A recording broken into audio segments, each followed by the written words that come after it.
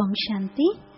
బ్రహ్మకుమారి శివాని గారు తన శక్తి, ఆకర్షణీయమైన మనోహారి స్వభావము, సరళ వ్యక్తిత్వంతో చాలా ప్రసిద్ధమై ఉన్నారు.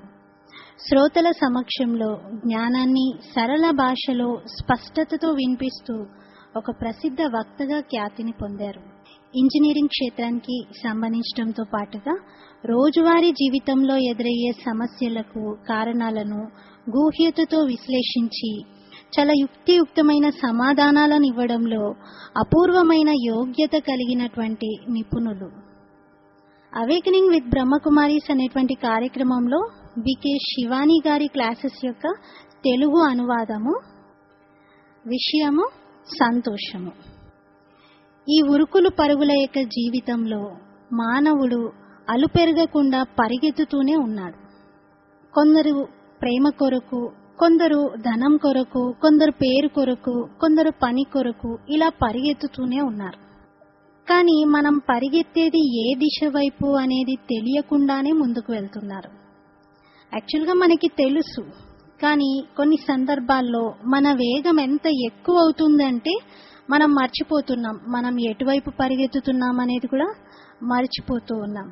కానీ మధ్య మధ్యలో మనం ఆగి చూసుకోవాల్సినటువంటి అవసరం ఉంది. నేను ఏ డైరెక్షన్లో వెళ్తున్నాను, ఆ డైరెక్షన్ సరైనదేనా కాదా అని చూసుకోవాలి.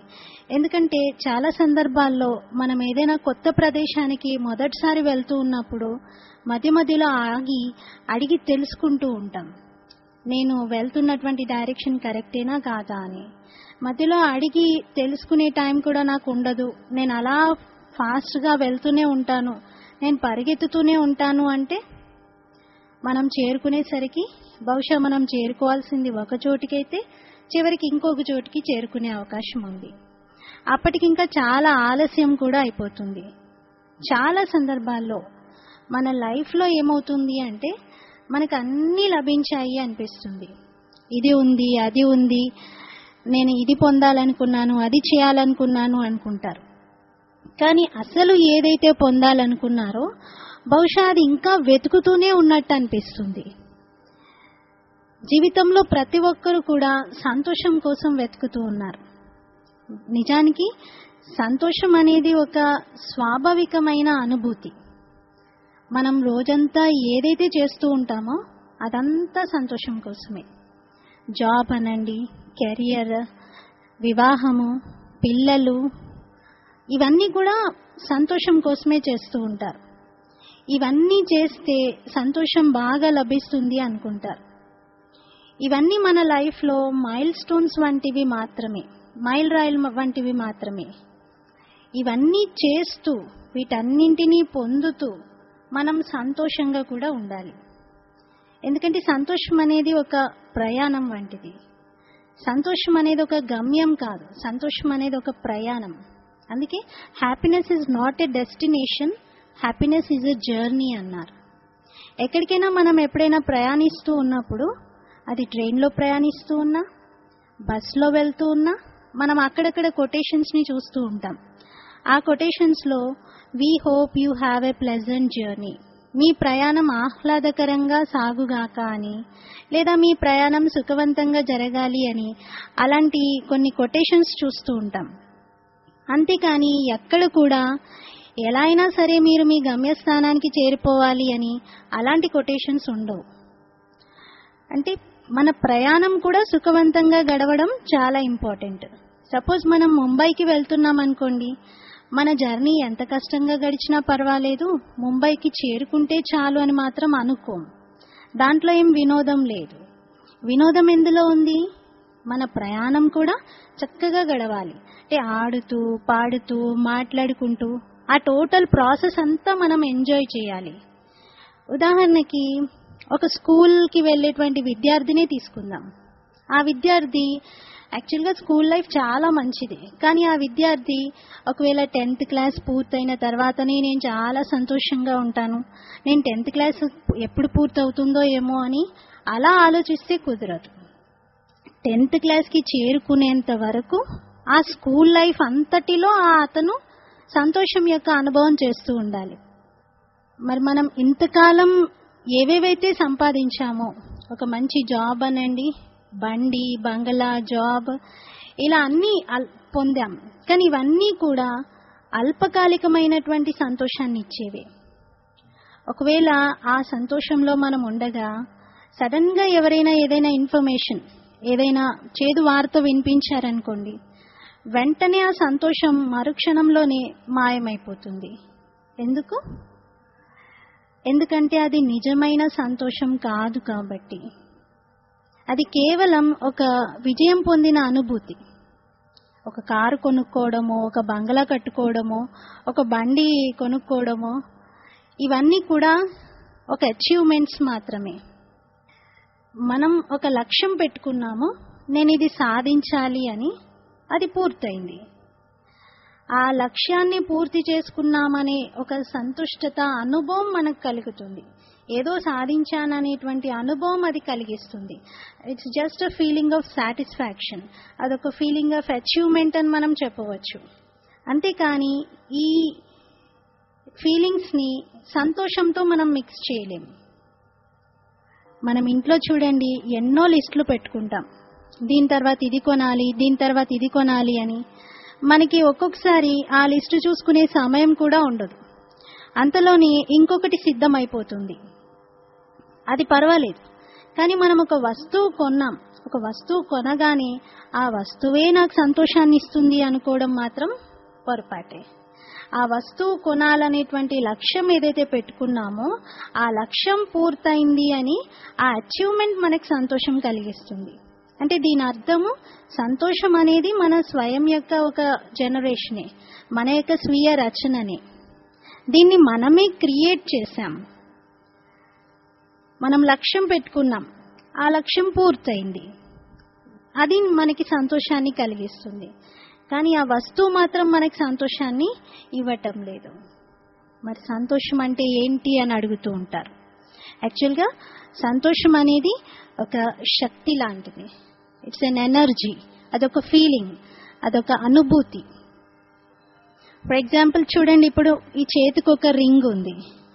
ఈ ఉంగరము బంగారంది కావచ్చు, వెండిది కావచ్చు, డైమండ్ ఉండొచ్చు, దీనికి 10 డైమండ్లు కూడా ఉండవచ్చు. కానీ ఈ రింగ్ నాకు సంతోషాన్ని ఇస్తుంది అనుకోవటం పొరపాటు. ఈ రింగ్ మనకి సంతోషాన్ని ఇవ్వటం లేదు. కానీ మనం అనుకుంటాం, ఈ రింగ్ పెట్టుకోవడం వలన నేను చాలా సంతోషంగా ఉన్నాను, ఇది నాకు చాలా సంతోషాన్ని కలిగిస్తుంది అని.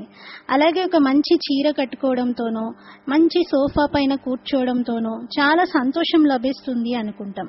అంటే మానవుడు ఈ సాధనాలను సమకూర్చుకోవడంతో చాలా సంతోషం లభిస్తుంది అని ఆ సాధనాల వెనుకనే, వాటిని సమకూర్చుకోవడంలోనే పరిగెత్తుతూ ఉన్నాడు. కానీ సాధనాలను పెంచుకునేటువంటి ప్రయత్నం ఎంతైతే చేస్తూ ఉన్నాడో అంతే ఈక్వల్ ప్రమాణంలో సంతోషాన్ని కూడా పెంచుకునేటువంటి ప్రయత్నం చేయాలి. కానీ సంతోషాన్ని పెంచుకునేటువంటి ప్రయత్నం ఏమాత్రం చేయటం లేదు. మనం శ్రమ బాగా చేస్తూ ఉన్నాం. శ్రమకి తగినటువంటి పరిణామం కూడా లభిస్తుందా అనేది చూసుకోవాలి. శ్రమ బాగా పెరిగింది, కానీ ఫలితం చూస్తే ఎలా ఉంది? ఈ రోజుల్లో మనం చూస్తే సంతోషము పెరగడానికి బదులుగా ఇంకా ఇంకా తగ్గుముఖమే పడుతూ ఉంది. మనం రెండిటిని మిక్స్ చేసేసాం, సాధనాలని, సంతోషాన్ని. మీరు శ్రమ చేసేది సాధనాల కొరకైతే తప్పకుండా ఆ శ్రమకు తగినట్టుగా ఆ సాధనాలు మీకు లభిస్తాయి. కానీ ఈ సాధనాలు లభించడంతో ఇంకోవైపు సంతోషం కూడా లభిస్తుందేమో అనుకుంటే అది జరగదు. మీరు కారు కోసం శ్రమ చేస్తే కారు సంతోషాన్ని ఇస్తుంది అనుకోవడం కరెక్ట్ కాదు. మీరు కారు కోసం శ్రమ చేస్తే ఆ కారు మీకు లభిస్తుంది. మీరు ఒక మంచి జాబ్ కొరకు శ్రమ చేస్తే మీకు ఒక చక్కటి నెలసరి వేతనము, దానికి తోడు అన్ని రకాల పర్క్స్, అదనంగా లభించాల్సినటువంటి ధనము అన్నీ లభిస్తాయి. మీరు చూడండి, గత 10 సంవత్సరాలలో మనం నిజంగా చాలా అభివృద్ధిని సాధించాం, చాలా ప్రగతిని సాధించాం. ఎలాంటి శాలరీ స్ట్రక్చర్స్ ఈ రోజుల్లో మనం చూస్తూ ఉన్నామో అవి 10 సంవత్సరాల క్రితం అసలు లేవు. మరి చాలా ప్రోగ్రెస్ ని మనం చూస్తూ ఉన్నాం. శ్రమ బాగా చేశాం, దానికి ఫలితం కూడా లభించింది.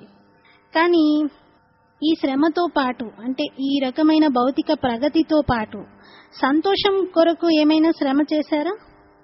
సంతోషం కొరకు ఎటువంటి శ్రమ చేయలేదు. మనం ఈ భౌతిక పరమైనటువంటి వస్తువుల కోసం శ్రమ చేశాం. ఒకసారి మనం చూసుకుంటే మనందరి వద్ద నెమ్మదిగా అన్ని వస్తువులు వచ్చేసాయి. మనం కోరుకున్నది ఏదైతే ఉందో సంతోషము, అదే రాలేదు. అన్నీ వచ్చేసాయి, వస్తువులన్నీ వచ్చేసాయి. శ్రమ చేశాము, వాటిని పొందాం కూడా. మనం కోరుకున్నదేమో సంతోషము, కానీ శ్రమ చేసింది మాత్రం ధనం కొరకు, శ్రమ చేసింది మాత్రం వస్తువుల కొరకు, శ్రమ చేసింది మాత్రం బిల్డింగ్ కొరకు. ధనము, వస్తువులు ఇవన్నీ అయితే లభించాయి, కానీ సంతోషం మాత్రం వాటితో పాటు లభించలేదు. కానీ మన ప్రయత్నం అంతా సంతోషం కొరకే. కాకపోతే ఇక్కడ ఒక చిన్న కనెక్షన్ మనం పెట్టుకున్నాం.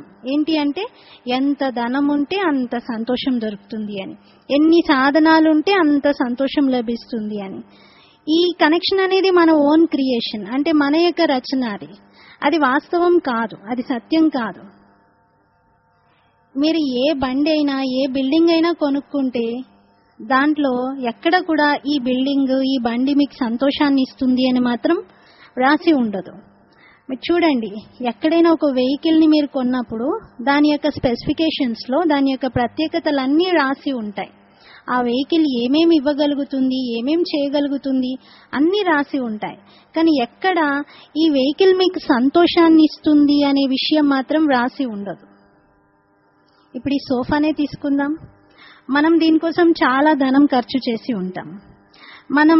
ఇది మనకి సౌకర్యాన్ని కలిగిస్తుంది, అంతేకాని సంతోషాన్ని ఇవ్వదు. కానీ మనం ఈ సోఫా మనకి సంతోషాన్ని కలిగిస్తుంది అని అనుకుంటూ ఉంటాం. మనం ఆలోచిస్తాం ఇదే సంతోషాన్ని ఇస్తుందేమో అని. కానీ ఎప్పుడైతే ఈ సోఫా సంతోషాన్ని ఇవ్వట్లేదు అని అనిపిస్తుందో అప్పుడు మనం నిరుత్సాహం చెందుతాం. మళ్ళీ ఆలోచిస్తాం, సోఫా ఎలాగో సంతోషాన్ని ఇవ్వట్లేదు, ఇప్పుడు ఇంకేదైనా కొనుక్కుందాం, ఇంకేదైనా ఒక దానికోసం ప్రయత్నిద్దాము అని. అలా ఈ ప్రక్రియ నడుస్తూనే ఉంటుంది. ఒక వస్తువు తర్వాత ఇంకొక వస్తువు, ఒకదాన్ని పొందిన తర్వాత ఇంకేదైనా సంతోషాన్ని ఇస్తుందేమో అని దాన్ని కూడా పొందేందుకు ప్రయత్నం చేయడం. ఇలా ఇదొక ప్రక్రియ, సైకిల్లా, చక్రంలా తిరుగుతూనే నడుస్తూనే ఉంటుంది. మరి మనం చివరికి ఎక్కడికి చేరుకోలేం. ఇక్కడ ఒక సోఫా కొనుక్కున్నాము, అది లైఫ్లో కావాలి. సోఫా అనేది అది విశ్రాంతిని ఇస్తుంది, అయినా దాంట్లో కూర్చొని కూడా సంతోషంగా లేరు. ఇంకోవైపు సోఫా లేదు, క్రింద కూర్చున్నారు, కాలు నొప్పిగా ఉంది, అయినా కూడా సంతోషంగా ఉన్నారు. ఇలా కూడా జరుగుతుంది కదా. సోఫాలో విశ్రాంతిగా కూర్చొని ఉన్నా సంతోషం లేకపోవడము, నేలపై అసౌకర్యంగా ఉన్నప్పటికీ చాలా సంతోషంగా ఉండటం. అంటే సౌకర్యము, సంతోషము, ఈ రెండిటిని మనం మిక్స్ చేయలేం. ఇవి రెండు వస్తువులు. భౌతికపరమైనటువంటి సాధనాలు లేదా సౌకర్యాలు ఇవి మనకి భౌతికపరమైనటువంటి అనుభూతులని కలిగిస్తాయి. కానీ సంతోషం అనేది అంతర్గతమైనటువంటిది. సంతోషం అనేది ఆంతరికమైన ఒక అనుభూతి, అదొక భౌతికపరమైన సౌకర్యం కాదు. చూడండి, మీకు ఒక అందమైన ఇల్లు ఉండవచ్చు. ఆ ఇంటికి 2 తోటలున్నాయి అనుకుందాం. మీరు ఆ 2 తోటలని చాలా చక్కగా పెంచాలి, రెండిట్లో చాలా ఆరోగ్యంగా మంచిగా ఎదుగుదల ఉండాలి అని మీరు కోరుకుంటారు. కానీ మీరు మీ సమయాన్ని, మీ దృష్టిని, శ్రద్ధని మొత్తం ఒక్క తోట వైపే ఉంచుతున్నారు. ఇంకొక తోట ఆటోమేటిక్గా పెరిగిపోవాలి అని ఆశిస్తూ ఉన్నారు. అది సాధ్యమేనా? మరి ఎలా అయితే ఈ భౌతికపరమైనటువంటి కేర్ ఈ తోటల విషయంలో అవసరమో, అలాగే మనం భౌతిక సాధనాల వైపు చాలా శ్రద్ధ పెడుతున్నాం. సౌకర్యాలను ఏర్పరచుకునే విషయంలో చాలా కేర్ తీసుకుంటున్నాం. మన 24 గంటల సమయాన్ని వెచ్చిస్తున్నాం. అదొక వైపు ఉంది. ఇంకొక వైపు సంతోషము, శాంతి, సుఖము, ఈ యొక్క అనుభూతులు ఉన్నాయి. కానీ మనం ఏం చేశాము? సంతోషం వైపు, శాంతి వైపు శ్రద్ధ పెట్టకుండానే ఈ భౌతిక సాధనాల వైపు నేను శ్రద్ధ పెడుతున్నాను కాబట్టి వీటి ద్వారా ఆటోమేటిక్గా మరోవైపు శాంతి, సుఖము లభించాలి అని కోరుకుంటున్నాం. కానీ అది ఏనాటికి సాధ్యము కాదు. మనం ఏమనుకున్నాము అంటే భౌతికపరమైనటువంటి సాధనాలు సమృద్ధిగా ఉన్నట్లయితే, చాలా సౌకర్యాలు ఉన్నట్లయితే సంతోషం దాంట్లోనే ఉంటుంది అని. కానీ అది ఇంకొక వైపు, అది రాంగ్. ఆ విధంగా జరగదు. మనం మన సమయాన్నంతా ఎక్కువగా ఈ సాధనాలను సమకూర్చుకోవడంలోనే గడిపేస్తాం. అందుకని ఆ సాధనాలన్నీ మనకి ఈరోజు మన వద్ద ఉండే ఉన్నాయి. అలాంటి సాధనాలన్నింటినీ మన వద్ద మనం సమకూర్చుకున్నాము, ఉండే ఉన్నాయి అవి. కానీ మనం వాటికి భౌతిక సాధనాలని సమకూర్చుకోవటంలో, సౌకర్యాలను ఏర్పరచుకోవటంలో ఎంతైతే సమయాన్ని, శ్రద్ధని పెడుతున్నారో, అంతే ఒకవేళ సంతోషాన్ని పొందే విషయంలో కూడా శ్రద్ధ పెట్టినట్లయితే తప్పకుండా అది కూడా లభిస్తుంది. ఇకపోతే రెండో విషయం, మనం పిక్నిక్స్ కి వెళ్తూ ఉంటాం, విదేశాలకు వెళ్తూ ఉంటాం, ఫ్యామిలీతో, ఫ్రెండ్స్తో టూర్స్ కి కూడా వెళ్తూ ఉంటాం. మనము అది సంతోషాన్ని ఇస్తుంది అనుకుంటాం. కానీ ఎక్కడో ఒక చోట ఆ టూర్స్ లో, ఆ ప్రయాణాల్లో కూడా మన సంతోషం అనేది సమాప్తమవుతూ ఉంటుంది, అక్కడక్కడ మాయమవుతూ ఉంటుంది. అంటే ఏదైతే మనం చేస్తూ ఉన్నామో, పార్టీస్ కి వెళ్ళడం, లేకపోతే డిన్నర్ కి వెళ్ళడం, థియేటర్ కి వెళ్ళడం, ఇదంతా కూడా ఒక తాత్కాలికమైనటువంటి విరామం మాత్రమే. ఇదొక మొమెంటరీ పాజ్ మాత్రమే.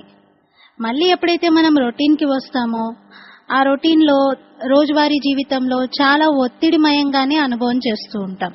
కాబట్టి మనం పార్టీస్ కి, పిక్నిక్స్ కి ఏదైతే వెళ్తున్నామో అది కేవలం ఒక తాత్కాలికమైనటువంటి విరామం కొరకు లేదా ఒక మార్పు కొరకు వెళ్తూ ఉన్నట్టు. అంతేకాని అది సంతోషం మాత్రం కాదు. అంటే రోజువారీ దినచర్యకు భిన్నమైనటువంటి ఒక అనుభూతిని మనం పొందుతూ ఉన్నాం. రోజు అదే తినటము, అదే రకంగా ఉండటము, అలా కాకుండా ఒక మార్పు, ఏదైనా ఒక భిన్నత్వాన్ని అనుభవం చేయడము, అది కూడా సంతోషాన్ని ఇస్తుంది అని అనుకుంటాం. అంటే అలాంటి మార్పు మనకి సంతోషాన్ని కలిగిస్తుంది అనుకుంటాం. కానీ అది కూడా సంతోషం అనేది కాదు. ఇలా పార్టీస్ కి వెళ్ళడం, పిక్నిక్స్ కి వెళ్ళడము, ఇది ఒక ఉత్సాహాన్ని మనలో ఉత్పన్నం చేస్తుంది. అదొక ఎక్సైట్మెంట్ అని చెప్పవచ్చు. అక్కడి వాతావరణంలో కూడా అలాంటి ఉత్సాహము, ఆహ్లాదం అనేది బాగా ఉంటుంది. ఒకటేమో కర్మేంద్రియాలతో లభించేటువంటి సుఖం. చాలా మంచి ఫిలిం చూశారు, చాలా మంచి మ్యూజిక్ విన్నారు, చాలా టేస్టీ ఫుడ్ తిన్నారు. ఇవన్నీ సెన్సెస్ ద్వారా, అంటే మన యొక్క ఇంద్రియాల ద్వారా లభించేటువంటి సుఖాలు. ఇవి ఇంద్రియ సుఖాలని అనబడతాయి. అవి అప్పుడప్పుడే లభిస్తాయి, అప్పుడప్పుడే మళ్ళీ మాయమైపోతాయి కూడా. సపోజ్ మీరు చాలా టేస్టీ ఫుడ్ తింటున్నారు, అది ఇంకా మీ నోట్లోనే ఉంది, మీకు ఆ టేస్ట్ కూడా బాగా నచ్చింది. ఆ టేస్టీ ఫుడ్ మీరు తింటూ ఉన్నప్పుడు సడన్ గా ఎవరైనా వచ్చి ఏదైనా చేదు వార్త వినిపిస్తే అప్పుడు ఆ టేస్ట్ ఎక్కడికి పోతుంది? ఇప్పటికి ఇంకా అది మీ నోట్లోనే ఉంది, లోపలికి కూడా వెళ్ళలేదు. దాని టేస్ట్ కూడా మీరు ఇప్పటి వరకు బాగా ఎంజాయ్ చేశారు. అలాంటిది అది ఇంకా నాలిక పైన ఉండగానే ఆ టేస్ట్ అంతా సమాప్తమవుతుంది. ఎందుకు? అప్పటి వరకు మీరు ఎంజాయ్ చేసినటువంటి ఆ ఆహారము అప్పటి వరకు మీకు సంతోషాన్ని ఇస్తుంది అది అని అనుకున్నారు. కానీ అది ఆ వార్త వినడంతో వెంటనే మాయమైపోయింది. అంటే మీకు కలిగినటువంటి ఆ సంతోషం అనేది ఆ ఆహారం వలన కాదు, మీ యొక్క ఆంతరికమైనటువంటి అనుభవం ద్వారా అనేది తెలుస్తుంది. అందుకే సంతోషం అనేది ఒక ఇంటర్నల్ ఫీలింగ్, అదొక ఆంతరికమైనటువంటి అనుభూతి. ఇప్పటి వరకు మనం ఆహ్లాదాన్ని, ఉత్సాహాన్ని, వినోదాన్ని సంతోషంతో మిక్స్ చేస్తూ వచ్చాం. మనం హాలిడేస్ లో డిన్నర్స్ కి వెళ్తూ ఉంటాం. కొన్ని సందర్భాల్లో హాలిడే ట్రిప్స్ లో కూడా మనం ఫ్యామిలీతో అంతగా హ్యాపీగా, అంతగా సంతోషంగా ఉండలేకపోతాం. డిన్నర్ కి వెళ్తారు, అక్కడ కూడా అభిప్రాయ భేదాలు ఎదురవ్వచ్చు, అక్కడ కూడా గొడవ జరగవచ్చు. మరి సంతోషం ఎక్కడుంది ఇంకా? యాక్చువల్గా మనకి మనం ప్రశ్నించుకోవాలి, నా కొరకు సంతోషం అంటే ఏంటి? డిన్నర్ కి వెళ్ళడం, హాలిడే ట్రిప్ కి వెళ్ళడం, లేదా టూర్స్ కి వెళ్ళడం, లేదా రొటీన్ కి భిన్నంగా ఏదైనా చేంజ్ ని అనుభవం చేయటమా, లేక ఇంకా ఏదైనానా? ఎందుకంటే మన జర్నీ మొత్తం కూడా ఈ సంతోషం యొక్క అనుభవం కొరకే. ఏదైతే మనం ఈ ప్రయాణం చేస్తూ ఉన్నామో, జీవితం అనే ప్రయాణము, this whole journey is for that happiness. మీకు ఏదైనా మార్పు కావాలి అంటే తప్పకుండా వెళ్ళండి, కానీ ఆ మార్పే సంతోషము అనేటువంటి భ్రాంతితో మాత్రం వెళ్ళకండి. కొన్ని సందర్భాల్లో ప్రేమ విషయంలో కూడా ఫలానా వ్యక్తి అంటే నాకు చాలా ఇష్టము, ఆ వ్యక్తితో నేను చాలా ప్రేమలో పడ్డాను, ఆ వ్యక్తితోనే నేను చాలా హ్యాపీగా సంతోషంగా ఉంటాను అని అనుకుంటారు.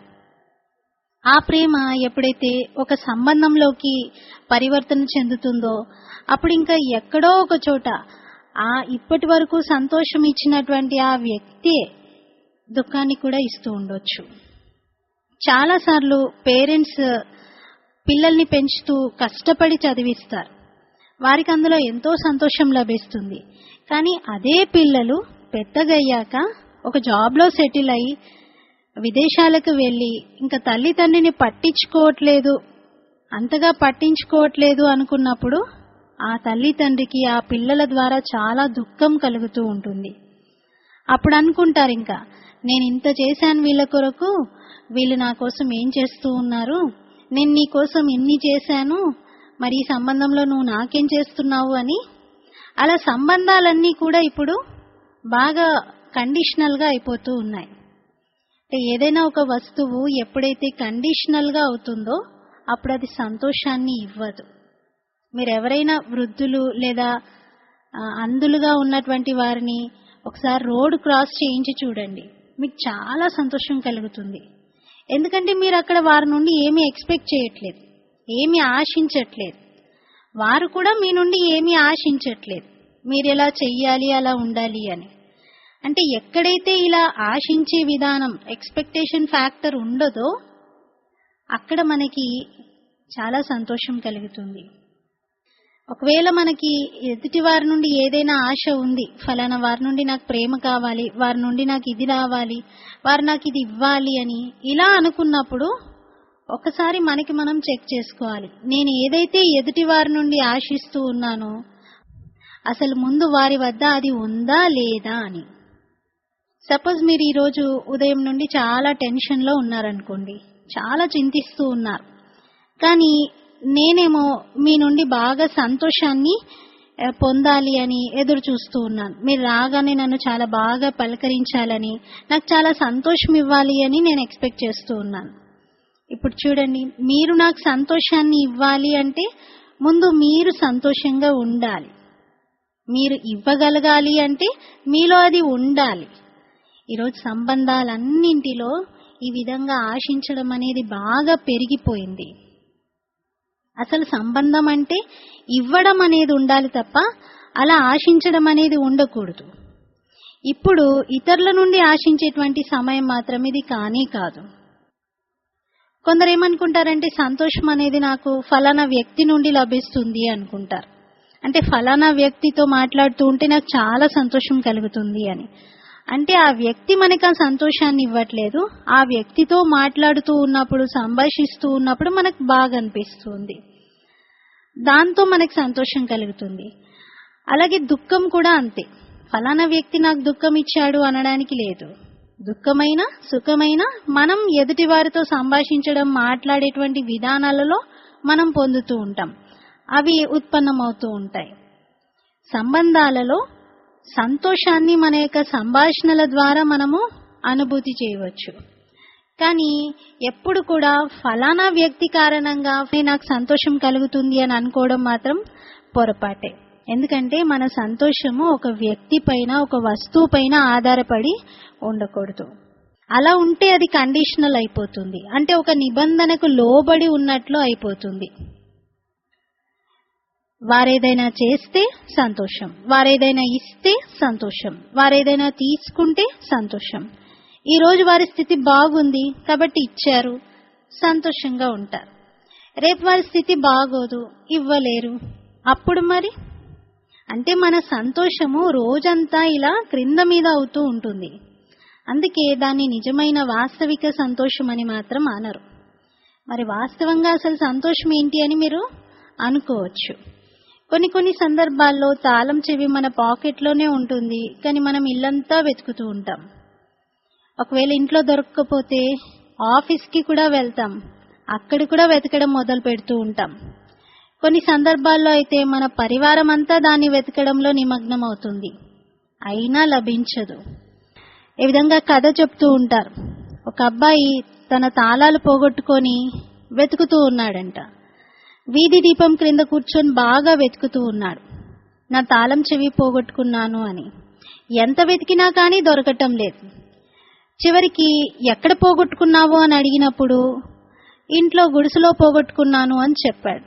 మరి ఇక్కడెందుకు వెతుకుతున్నావు అని అడిగితే, ఇంట్లో చీకటి ఉంది, వెలుగులో వెతుక్కోవాలి కదా, అందుకని వీధి దీపం క్రింద బాగా వెలుగుందని ఇక్కడ వెతుక్కుంటున్నాను అన్నాడు. అలాగే మనం కూడా వెలుగులో వెతుక్కోవాలి అని పోగొట్టుకున్న సంతోషాన్ని ఎక్కడ వెలుగు కనిపిస్తే అక్కడ వెతుక్కుంటూ ఉన్నాం. అలా వెతుకుతూ మన పరివారము, మన కుటుంబ సభ్యులు, సమాజము అంతా మన వెంట కలిసి అందరూ వెతుకుతూ ఉన్నారు. కానీ యాక్చువల్గా ఎక్కడైతే అది ఉందో అటువైపు మనం అసలు చూడట్లేదు. ఎందుకంటే అక్కడ చూడ్డానికి కూడా మనకు చాలా భయం కలుగుతూ ఉంది. ఎందుకంటే అక్కడ చాలా చీకటిగా ఉంది. చాలా కాలం నుండి మనం అటువైపు ఒక్కసారి కూడా చూడలేదు. కానీ అది మనకి చాలా దగ్గరగా ఉంది. అది చాలా ప్రశాంతమైన స్థానం. అది చాలా ఈజీ కూడా. మనల్ని మనం చూసుకోవడం చాలా ఈజీ కూడా. దేనికోసమైతే, ఏ సంతోషం కొరకైతే మనం వెతుకుతూ ఉన్నామో అది వాస్తవంగా మన దగ్గరే ఉంది, చాలా దగ్గరగా ఉంది. ఈ సంతోషం అనేది ఒక ఆంతరిక స్థితి వంటిది. అంటే ఇది మనలోని ఒక స్టెబిలిటీ. మీరు మసీదుకు వెళ్ళండి, చర్చికి వెళ్ళండి, లండన్కి వెళ్ళండి, అంతరిక్షంలోకి వెళ్ళండి, లేదా సముద్ర గర్భంలోకి వెళ్ళండి, ఇంకెక్కడికైనా వెళ్ళండి, ఎక్కడా మీకు సంతోషం అనేది లభించదు. ఎందుకంటే అది మన అంతర్గతంగా మన లోపలే ఉంది. మన లోపలే ఉన్నటువంటి దాన్ని మనం ఏ మసీదులోనో, అంతరిక్షంలోనో, సముద్ర గర్భంలోనో పొందలేం. మరి రాజయోగ మెడిటేషన్ అనేది ఎప్పుడైతే మనం బాగా ప్రాక్టీస్ చేస్తామో, ఈ ప్రాక్టీస్ చేయడం మొదలు పెడుతూ ఉంటే మనకి ఒక లోతైన అనుభూతి కలుగుతుంది. ఏమిటి అంటే, ఈ సంతోషము, శాంతి, ప్రేమ ఏవైతే నేను వెతుకుతూ ఉన్నానో ఇవన్నీ నా లోపలే ఉన్నాయి. వీటి కోసం నేను బయటికి ఎక్కడికి వెళ్లాల్సిన అవసరం లేదు, ఇవి నా అంతర్గతంగా దాగి ఉన్నాయి అని ఆ లోతైన అనుభూతి మనకు కలుగుతుంది. మరి ఇప్పుడు మనం చేయాల్సింది ఏంటి అంటే, కేవలం మన లోపల ఉన్నటువంటి వాటిని అలా కొనసాగించాలి. అంటే అలాగే ఆ స్థితిని ఇప్పుడు మెయింటైన్ చేయాలి. ఇప్పుడు మీరు ఎలా ఉన్నారు? ఇప్పుడు ఈ క్షణం ఇప్పుడు ఎలా ఉన్నారు? ఒకవేళ మీరు ఈ క్షణం ఇప్పుడు ఇలా సంతోషంగా ఉన్నారు అంటే దాన్ని అలాగే కంటిన్యూ చేయండి, దాన్ని అదే విధంగా కొనసాగిస్తూ ఉండాలి. అంటే ముందు మనం గుర్తించాలి ఇది నాలోనే ఉంది అని, తర్వాత అదే జాగృత స్థితిలో మనం ఉండాలి, తర్వాత దాన్ని అలాగే కొనసాగించాలి. ఎలా అయితే కస్తూరి మృగము తనలోనే సుగంధం వ్యాపిస్తూ ఉన్నప్పటికీ అది బయట బాగా వెతుకుతూ ఉంటుంది, ఎక్కడి నుండి ఈ సుగంధం వస్తుందా అని. అలాగే ఈరోజు మానవుడు కూడా తనలోనే సంతోషం ఉన్నప్పటికీ బయట వస్తువుల్లో, వైభవాల్లో బాగా వెతుకుతూ ఉన్నారు. కానీ ముందు మనం అర్థం చేసుకోవాలి, ఈ సంతోషం అనేది, సుఖం అనేది, శాంతి అనేది నాలోనే ఉంది, దీన్ని నేను ఎక్కడా బయట పొందలేను అని. ఇప్పుడు మన దగ్గర అసలు సంతోషం అనేదే లేకపోతే మనం దాన్ని కావాలి అని కోరుకోం కదా. మనకి శాంతి యొక్క అనుభవమే తెలియకపోతే మనం శాంతి కావాలి అని కూడా అడగము. మనకిప్పుడు తెలిసింది ఇవన్నీ మనలోనే ఉన్నాయి అని. మరి ఇప్పుడు ఎలా ఉన్నారు? ఈ స్థితిని ఇలాగే కొనసాగించండి, ఏం ప్రాబ్లం లేదు కదా. కేవలం మీరు శ్రద్ధ పెట్టండి. ఒకవేళ ఎవరైనా ఈ సమయంలో ఏదైనా ఒక మాట అంటే, ఏదైనా ఒక విషయం వినిపిస్తే అది మనకి బాగా అనిపించట్లేదు, అది మనల్ని బాగా నిరుత్సాహానికి గురి చేస్తే వెంటనే మన యొక్క సంతోషము లీక్ అవుతూ ఉంటుంది. ఎలా అయితే ఒక గ్లాస్ ఉంది, ఆ గ్లాస్లో మనం బాగా సంతోషాన్ని నింపాలి అనుకున్నాం, కానీ మనం రియలైజ్ అవుతూ ఉన్నాం ఆ గ్లాస్ ఆల్రెడీ నిండిపోయే ఉంది అని. ఒకవేళ ఆల్రెడీ నిండిపోయే ఉంటే ఇంకా పైన నింపాల్సినటువంటిది ఏమీ ఉండదు. అలాగే మనం కూడా అంతర్గతంగా శాంతితో, ప్రేమతో ఆల్రెడీ నిండుగానే ఉన్నాం. కొత్తగా నింపాల్సింది ఏమీ లేదు. కానీ మనము చాలా చిన్న చిన్న విషయాలకు ఆ సంతోషాన్ని లీక్ చేస్తూ ఉంటాం. చిన్న చిన్న విషయాల కారణంగా మన సంతోషము లీక్ అవుతూ ఉంది. ఇది ఇలా జరిగింది, అది అలా అవుతుంది, వీళ్ళు ఇలా చేస్తూ ఉన్నారు, అందుకే నేను బాగా చింతిస్తూ ఉన్నాను, ఇలా జరగకుంటే బాగుండేది, అందుకే నా సంతోషం అంతా తగ్గిపోతుంది. ఇలా లీకేజ్ అనేది బాగా తొందరగా జరుగుతూ ఉంటుంది. మరి లీకేజ్ ఎక్కువ అవుతే బహుశా ఖాళీ కూడా అయిపోతారేమో. మరి అలా అయితే ఖాళీ కాలేదు కదా, మనం చాలా నిండుగా ఉన్నాం. చూడండి, మనకు శాంతి ఎందుకు కావాలి, సంతోషం ఎందుకు కావాలి? యాక్చువల్గా అవి మన యొక్క స్వాభావిక స్వభావం, అంటే మన ఒరిజినల్ నేచర్ అది. అందుకే మనం రోజంతట్లో ఎంత కోపం చేసినా కానీ మళ్ళీ మనకి నచ్చదు, మనం శాంతినే ఇష్టపడుతూ ఉంటాం, మళ్ళీ ఆ శాంతిగా ఉండాలని కోరుకుంటూ ఉంటాం. ఎందుకంటే అది మన యొక్క సహజ స్వభావం. చూడండి, శరీరం అనేది 5 తత్వాలతో తయారైంది. ఆ 5 తత్వాల్లో నీరు అనేది ఒక తత్వం. ఇందులో ఒకవేళ మనం బాగా పరిగెత్తుతూ ఉంటే స్థూలంగా మనకి కొంతసేపటికి అలసిపోయి నీళ్లు కావాలి, దాహంగా ఉంది అని అనిపిస్తుంది. ఆ సమయంలో మీకు 4 వేరే రకాల ద్రవ పదార్థాలు ఏవైనా ఇస్తే మీరు దేన్ని ఎంచుకుంటారు? నీళ్లే కావాలని కోరుకుంటారు. అంటే నీటి యొక్క శాతం మన యొక్క శరీరంలో తగ్గింది, నీళ్లే కావాలని మనము కోరుకుంటాం. నీటి యొక్క శాతం మన యొక్క శరీరంలో తగ్గడం వలన మళ్ళీ నీటిని మనము తీసుకోవాలి అనుకుంటాం. అలాగే రోజంతటిలో మనకు శాంతి కావాలి, నాకు శాంతి కావాలి అని కోరుకుంటారు. ఎందుకు అంటే శాంతి యొక్క శాతము లోపల తగ్గింది కాబట్టి శాంతి కావాలి అనుకుంటున్నారు.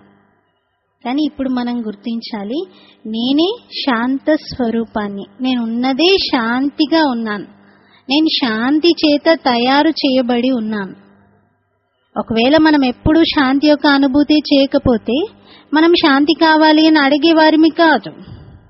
అలాగే సంతోషం కూడా మన యొక్క స్వభావం, సంతోషం కూడా మన యొక్క ఒరిజినల్ నేచర్, అది మన యొక్క స్వాభావిక సంస్కారం. ఒకవేళ మనం ఇప్పుడు 1 నిమిషం కొరకు దాన్ని అనుభూతి చెయ్యాలి అనుకుంటే మీకు మీరు మనసులో సంకల్పం చేయండి, మీకు మీరు అనుకోండి, నేను చాలా శాంతిగా ఉన్నాను, నేను చాలా శాంతిగా ఉన్నాను. కేవలం ఆ ఒక్క సంకల్పమే మీలో శాంతిని ఉత్పన్నం చేస్తూ ఉంటుంది, మీకు ఒక చక్కటి అనుభూతిని కలిగిస్తూ ఉంటుంది. ఒకవేళ మీరు రోజంతా నేను కోపిష్టిని, నేను బాగా కోపం చేస్తాను, నేను చాలా కోపిష్టిని అని ఇలా అనుకుంటే తప్పకుండా అదే సంకల్పం మరల పునరావృతం అవుతూ మీలో ఆ కోపం యొక్క సంస్కారాన్ని ఇంకా దృఢం చేస్తూ ఉంటుంది. మరి మెడిటేషన్ అంటే ఇలా ప్రతిరోజు తనకి తను మాట్లాడుకుంటూ ఉండటం, తనకి తను గుర్తు చేయించుకుంటూ ఉండటం, నేను ఒక శాంత స్వరూపాన్ని, శాంతియే నా స్వభావము, నేను చాలా సంతోషంగా ఉన్నాను, నేను ఆనంద స్వరూపాన్ని, సంతోషమే నా యొక్క స్వభావం. ఈ సంతోషం నాకు ఇంకెక్కడి నుండో కాదు, నా నుండి నాకు లభిస్తుంది, ఇది నాలోనే దాగి ఉంది. నిజానికి నేను ఈ సంతోషంతోనే తయారు చేయబడి ఉన్నాను, ఇదే నా సహజ గుణము. ఇవే సంకల్పాలు చేస్తూ ఉండండి, చాలా చక్కటి సంతోషం యొక్క అనుభవం కలుగుతుంది. ఓం శాంతి.